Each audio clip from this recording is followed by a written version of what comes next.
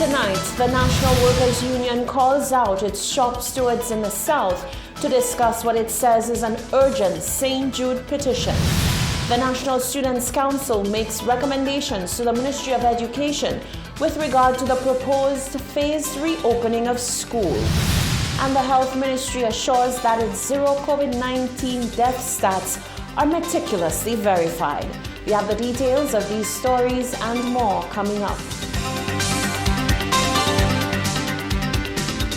This is the Hot 7 Nightly News with Lovelace and Amy Joseph. Good night. It is Wednesday, the 20th of May, 2020. Welcome to the Hot 7 TV Nightly News. We're on Flow Channel 117. The broadcast is also being simulcast on Kiss FM, our Caribbean Hot FM mobile app, and our Facebook page. I'm Lovely St. Amy Joseph. Thank you for joining us. Shop stewards from 12 branches of the National Workers' Union, NWU, in the south of the island will meet Friday this week at 4 p.m. at the NWU Southern Office to discuss the industrial relations situation at St. Jude Hospital. The shop stewards will be updated on a petition signed by the St. Jude Hospital workers calling for the removal of the current Human Resource Director. The shop stewards will be from the following branches: Wasco South, Carriman, Winnera, CDSL, SLASPA, First National Bank, Republic Bank, Bank of St. Lucia, St. Jude Hospital, Caribbean Grains, St. Lou Metals, Toiling Manufacturers, and SMJ Beverages. It is expected that a solidarity decision will be agreed upon by the end of the meeting. The emergency meeting will be addressed by the mobilization officer in the NWU Southern Office based in Viewfort, Leonard Prescott. Safety protocols regarding COVID-19 will also be observed.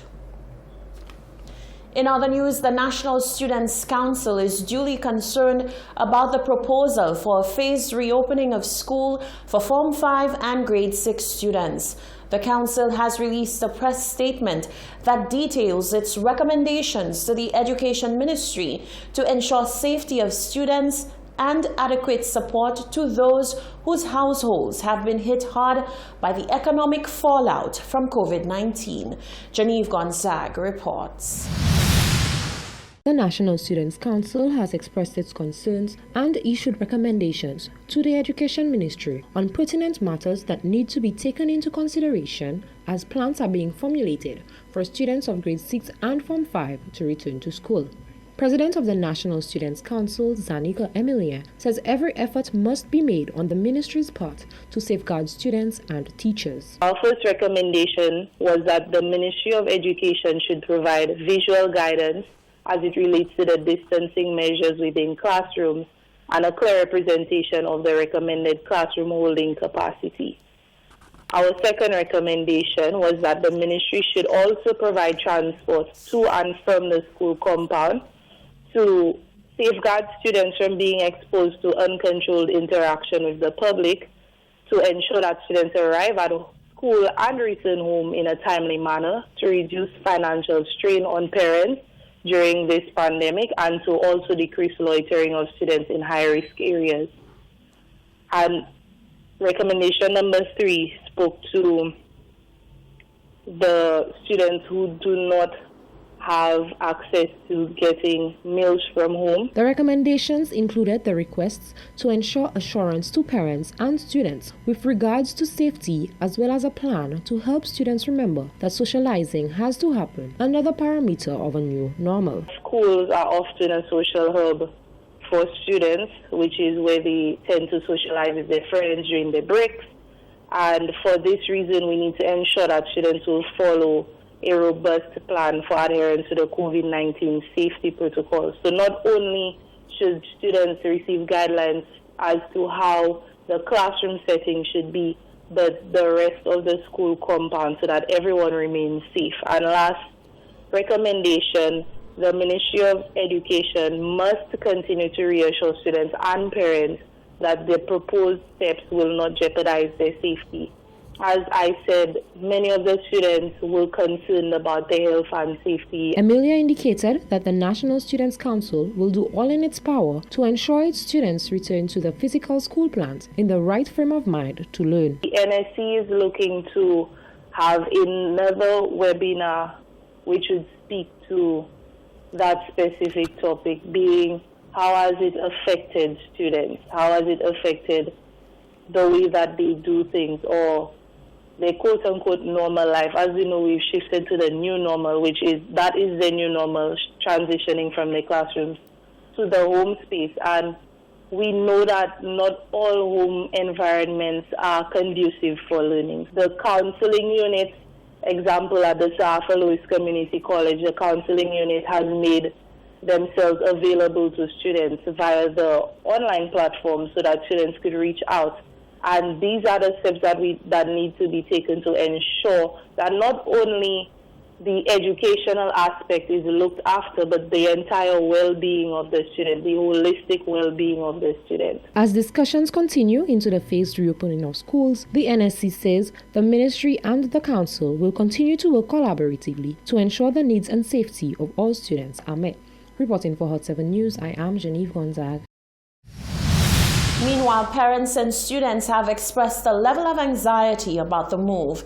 They are also calling for more information to be made available in a timely manner to help alleviate some of the concerns that they currently have.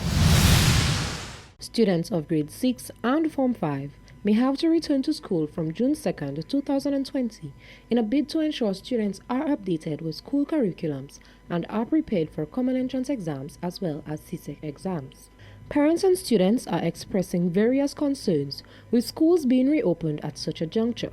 Parent of a grade 6 student, Andre Henry, says he wholeheartedly disagrees with having schools reopened. He is concerned that there may be asymptomatic children walking around who could infect other vulnerable ones. I don't think that the grade 6 students should be going back to school, seeing that persons might still have COVID and you don't know who have it because so many persons got it without a travel history or contact with anyone with a travel history. He says virtual learning should continue as many have been making great strides and parents are able to ensure the safety of their children in the home setting. His daughter Akela Henry stated that she does not want to return to the class setting during the pandemic. Basically, I do not want to get COVID-19 and I've been doing a lot of work at home with my family and my teacher.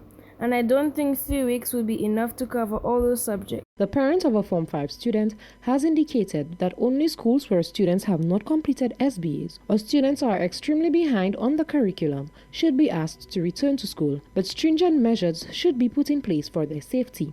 One student has stated, while others will be happy to see each other, she is not as thrilled. I think for my peers, they might be relieved that we have to go back to school because finally they'll be back amongst their friends and not in the house where they have to do work and be bored all day. Personally though, it's not something that I'm thrilled about because it would mean me having to reacclimatize myself to the school environment. On the other hand, another Form 5 student, Lizzie Ferdinand, says she is ecstatic as her experience with virtual learning has not been the best. She, however, expressed that she is a bit concerned about safety. Going back to school, I'm just concerned about if there are protocols for the teachers and the students so that we may be safe and that there is water so that we can wash our hands. The 6 feet social distancing so that we may be safe. Parents and students are calling for the Ministry of Education to outline to them the safety measures put in place for the recommencement of schools to help alleviate some of their fears. But so far, the proposal for the phased reopening is still being discussed with relevant stakeholders and no concrete plans have been announced. Reporting for Hot 7 News, I am Genevieve Gonzague.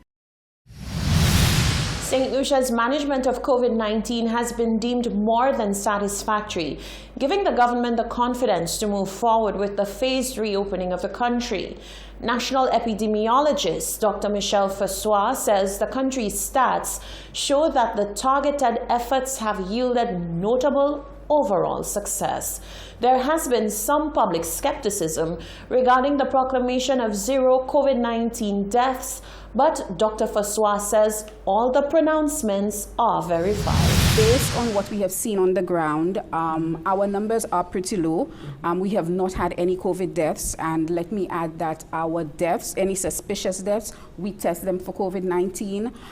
These individuals, if they die in the community as well, we test them. So anything mildly suspicious, any suspicious deaths, they are tested for COVID-19 because we want to be really sure that when we report zero deaths that we are doing so accurately. Dr. Faswa assures that vigilance continues and says no effort is being spared in the fight against COVID-19. At present, St. Lucia has over 200 people in quarantine. Our incidence to date is approximately 10 per 100,000, which compared to the rest of the region is pretty good. We have had over 900 persons in both quarantine and isolation. So this really speaks to, excuse me, what is being done on the ground by our healthcare professionals. Currently in quarantine, we have over 200 and roughly 250 to 280 persons in quarantine, and this includes our individuals who have returned, our returning nationals. Although St. Lucia has maintained a low transmission level of COVID-19 in country, the ministry reminds the public that the island is still at risk and must remain vigilant as the threat remains. As the government continues with the phased reopening, the ministry says it will ensure that all protocols are adhered to. The Ministry of Infrastructure, Ports, Energy and Labour wishes to confirm that a sand permit was approved and issued for the clearing of sand from the mouth of the Ansari River, which had been blocked for some time now. The permit requirements stipulate that the riverfront shall be left in a pristine condition upon completion of the desilting works, and that any damages sustained to the access road shall be repaired at the cost of the Office of the Parliamentary Representative for Ansari Canneries. You're watching the Hot 7 TV Nightly News. Still to come, the Prime Minister tells unions to stick to their role. The Southern Minibus Association calls for bus pirates to give them a reprieve. And Wasco says disconnection of its customers during tough financial times is not the priority. That and more after the break.